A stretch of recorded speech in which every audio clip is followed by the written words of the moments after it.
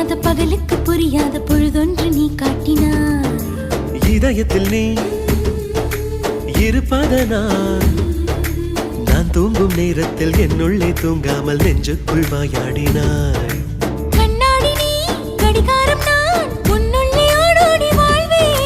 காதல் எனும் கடுதாசி நீ என்றென்றும் அன்புடன் நான்